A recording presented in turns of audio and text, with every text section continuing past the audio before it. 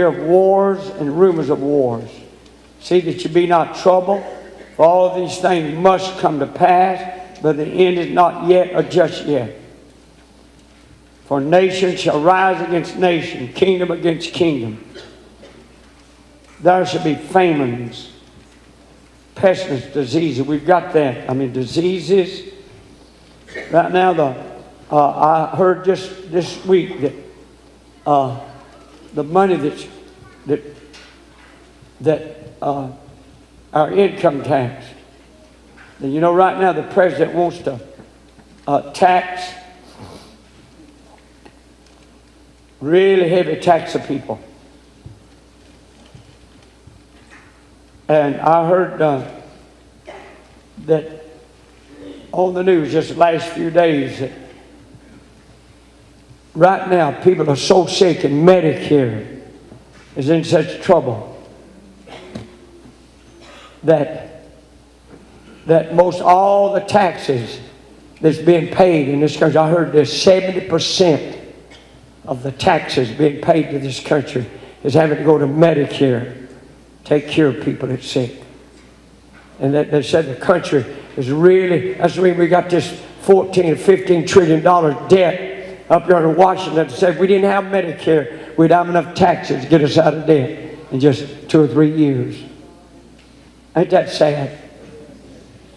Billions of dollars.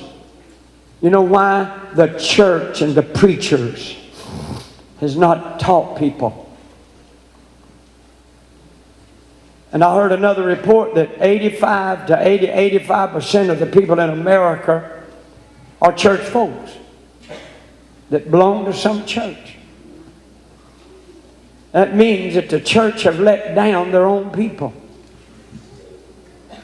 That means that churches across this country that actually, is like Jesus said there in Timothy, they have a form of godliness, but they ain't got no power. And power comes through seeking God. He that endures, he that seeks, shall find. Shall find.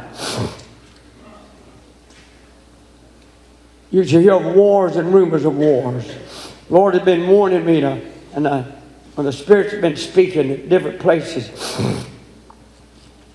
And it's already been spoken. There's going to be a war of wars.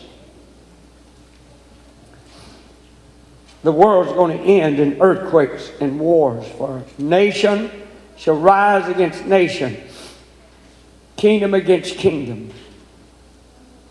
There shall be famines. We know there's a lot of places.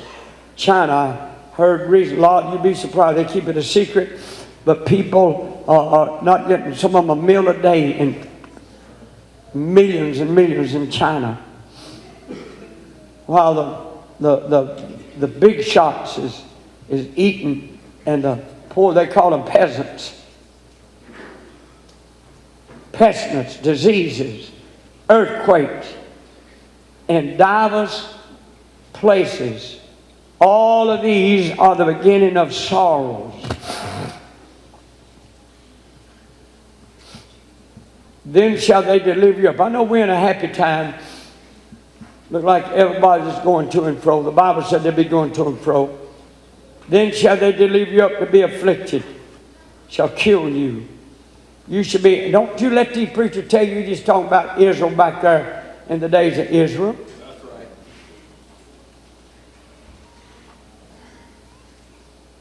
These wars and rumors of wars weren't even in existence. In fact about it, I've done a study on earthquake. There was hardly no earthquakes for hundreds and hundreds of years after Christ. Maybe one in a century. I went back from on beyond 2000 and studied about earthquakes, because God told me that'd be a sign that He'd have me to speak about earthquakes. There was 3 or 4 centuries didn't even have an earthquake. But I noticed as I followed the earthquake, as we got on up like 400 years ago. Maybe it might have been 1 or 2. Then as you come on down, and we got into the 19th century, they might have had 2 or 3. But we moved into the 20th century. I mean, they started having. You go and you can look it up. Go look it up yourself. You'll find that most of our earthquakes have been from 1970. The Lord told me after 1970 that the world is going in an earthquake generation. Now we're having earthquakes. They're having so many earthquakes they don't even report a lot of them. And Jesus said that is one of the signs of His coming. But we're fixing to go into a mortar earthquakes. I saw whole cities like Los Angeles that a lot of people don't know it.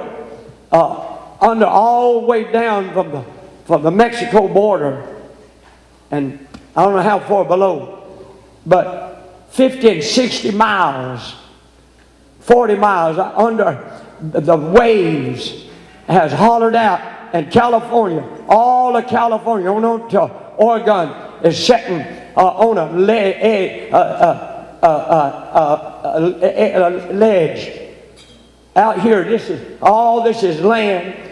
All Los Angeles sitting up here, and all the way back under Los Angeles is sitting on a bunch of nothing underneath it. The ocean has washed it out. You know why? God is getting ready to hit us with mortar earthquakes. And millions are going to be killed.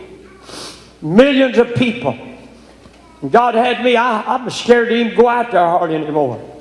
God had me to do that back in the 70s and the 80s, warn them.